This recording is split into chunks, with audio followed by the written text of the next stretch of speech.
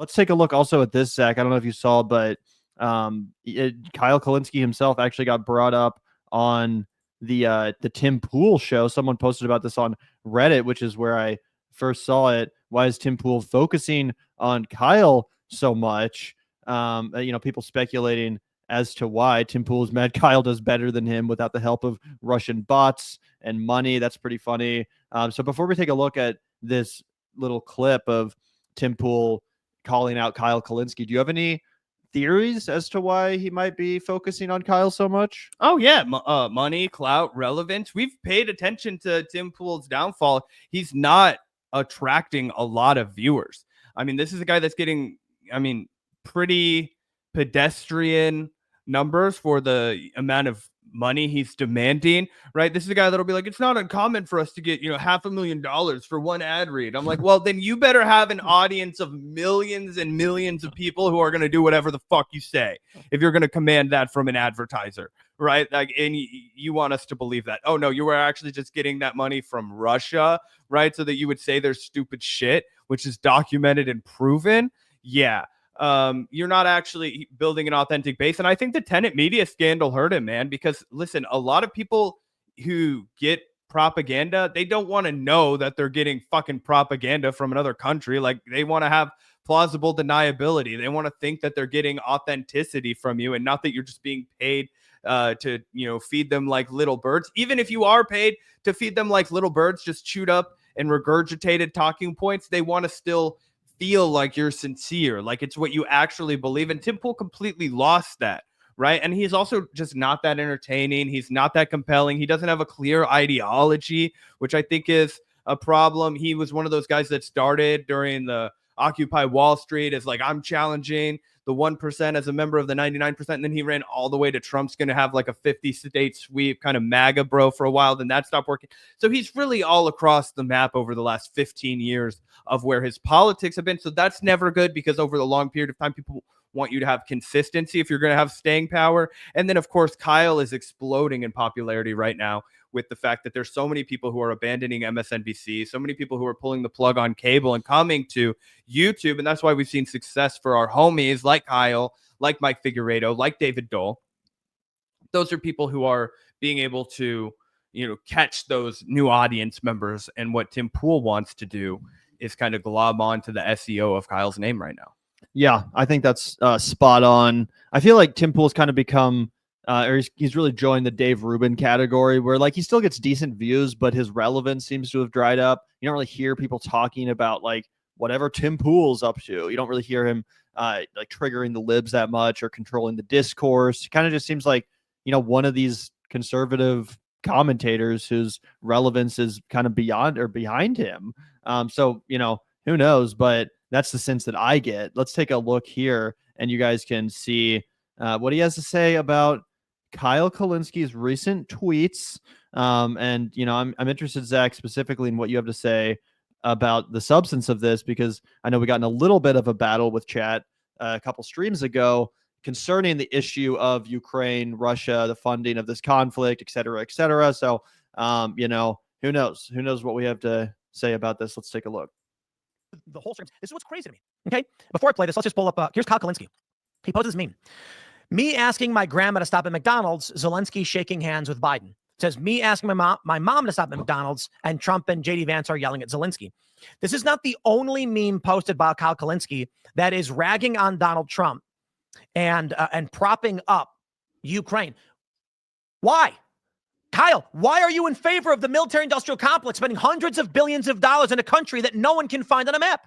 And I say that because it is not an ally of the United States. It is not of utmost strategic importance other than cheaper gas into Europe. But I digress. Let's make fun of, here's Zelensky. So yeah, his line is basically that Kyle's been carrying water for the military-industrial complex. He would have you believe that Kyle's been out here just preaching day in and day out. America must fund Ukraine. America must send more money to Zelensky. When in reality, that's not the case. Kyle's actually taken some heat from his audience, much like we have from ours, over his consistency on the issue, saying that, well, of course, Ukraine is the victim of Russia's aggression. It's still not necessarily a good idea for the United States of America a nuclear armed superpower to get involved, to use this as a proxy war against Russia, essentially to poke the bear and try to weaken this opponent of ours on the global stage, which I think is pretty obviously what's happened. If you zoom out and kind of look at it just objectively, that is the role that we've played in the conflict, and that is the way that we've used Ukraine in this conflict against Russia and our broader battle with Putin, right? So I think that's fair to acknowledge, as Kyle has. Where I sense Kyle's frustration coming from on this specific issue is more the comparison and the contrast, the way Trump treated Zelensky and the way that Trump treated Netanyahu not that long ago. Like a couple of weeks ago, he pulled out the chair, gave him a king's welcome, right? But with Zelensky, who again is the victim, or at least the president of the country who's the victim, not to defend every decision Zelensky's made, but he's basically responding to the situation the same way that an American president would, right? If we got attacked, if fucking some other country was like, we're going to take Utah, we would fight that country. We would draft people and send American bodies to the front line to try to repel that invasion. That's what Ukraine has done. So it does seem weird that we would treat Zelensky like that in the Oval Office, demean him, insult him, mock him, when again, Ukraine is the victim country, but we don't have any aggressive energy for Netanyahu. I wish Trump had given that sort of performance in the Oval Office with Netanyahu. I might put on a MAGA hat. I'm not even kidding. If J.D. Vance and Donald Trump had treated Netanyahu like they treated Zelensky, I might be out here waving the MAGA flag. Unfortunately, that's not what happened.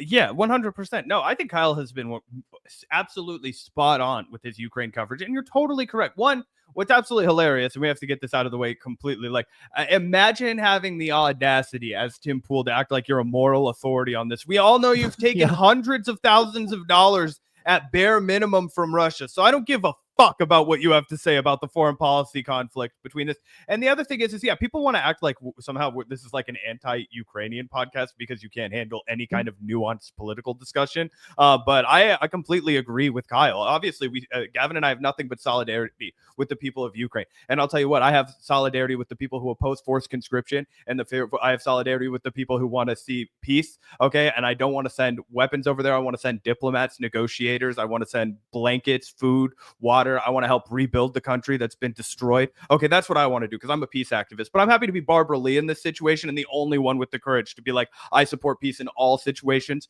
right? I don't want to watch us go down into Afghanistan just because somebody did 9/11. I don't want to watch us do Iraq just because somebody tells me that Saddam Hussein is horrible to women, which we have 100% was, or that we have to go into Iraq because he's a brutal, horrible guy and a dictator, which he absolutely was.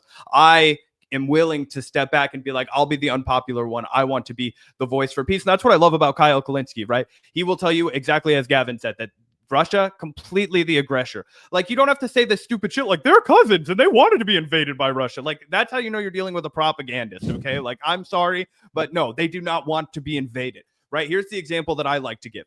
If China decided to invade Hawaii, as Gavin mentioned, they would do forced drafts. Trump could declare martial law and to suspend elections. They could get rid of the internet overnight. One time, Gavin and I went really deep down the rabbit hole of everything that you can do as the president if you suspend, if you like impose martial law, which the president would have the right to do if there was an invasion on U.S. sovereign soil. Okay, just like people often point out they have the right to do in the Ukraine, I would be opposing that. Right, because I would not want Donald Trump to impose martial law over me, and I would sure shit not want to go fight and die in Hawaii. That would just be my position as an anti-war individual, right? So what Kyle is expressing right here is the fact that the reason Trump has so much bravado with Ukraine is because his base allows it, right? That's why after he went and did all of the fucking, we need to put America first, right? He does nothing to put any kind of checks on Israel as they announced they're going to commit major war crimes in Gaza by starving the population, right? And what else does he do? He takes $850 million, right, and unfreezes the aid to Taiwan because he's not interested in peace. He's not interested in doing any kind of diplomacy. That's what's wrong with Donald Trump.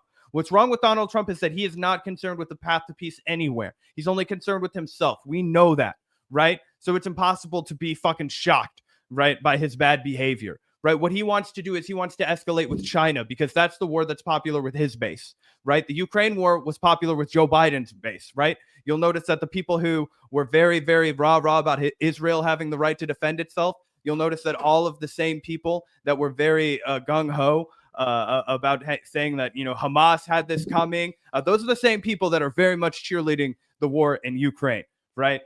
So you have to parse through all of that, right? And you don't want to just be a part of the cacophony of people who are saying send $25 billion more in anti-tank missiles, or like Donald Trump is just Putin's little lapdog and that's why he's doing it. Putin is playing him like a marionette. No, that fundamentally misunderstands what's happening. What happens is that Donald Trump is 100% beholden to Israel, and his base wants him to do more aggression towards China, right? And how does he own the libs? By being a douchebag to Zelensky, because he's going to portray that as Joe Biden's war. He's getting us out of Joe Biden's war like he promised, just so he can get us into a bigger, more dangerous war with China over Taiwan. Because I'll guarantee you guys, if China invades Taiwan while Donald Trump is president, we're fucked. We are fucked because he is going to escalate massively as a way of doing a proxy war with China. And the United States cannot fight a war on two fronts between Russia and China. We will lose. All of us that are listening to this podcast will in some way or another be dragged into that war. We can't play that fucking game, guys. You ever heard the historical reference to mutually assured destruction? Like, that's what we're talking about. We're talking about nuclear armed countries. Okay, so there has to be diplomacy. There cannot be these fire and brimstone games about we're sending anti-tank missiles here or we're putting some troops here. No, it has to be diplomacy. We have to demand diplomacy, full stop. Yeah, I totally agree with that. And, before we move on to our next segment, I would say that while I totally agree with everything you said and everything that Kyle has said on the subject matter, I would urge liberals and people that vote Democrat, people that are against Trump, I would urge everyone to avoid the trap of, just because Donald Trump is trying to end this war and that's how it's being presented, that doesn't mean you have to argue for the war to keep going on, right? A lot of liberals, a lot of Democrats, they want to just take the reflexive position. And that's not a good idea. Peace is popular. Diplomacy is popular. Ending the war in Ukraine is popular. And that is how a lot of Americans perceive what Trump is trying to do. And you can say he's only doing it because he's a bitch to Putin or whatever. And that might be true. But still, I don't think it's a good idea for the left or Democrats or anyone who's in opposition to Trump to somehow come out as like, oh, I'm against this war just going on and on and on and on and on and on and on, and Americans paying for it. Because that's not popular either. And voters don't want to feel like the Democratic Party just exists to defend Ukraine's interests rather than their own. So that's another trap that I do feel like Democrats should be wary of, while also not failing to seize on the political moment of, mocking Donald Trump for his buffoonish, abusive bullying in the Oval Office of another world leader. He shouldn't be let off the hook for that. But I do think it's a good idea that, we're in favor of ending wars too. Oh, yeah, 100%. Very beautifully said.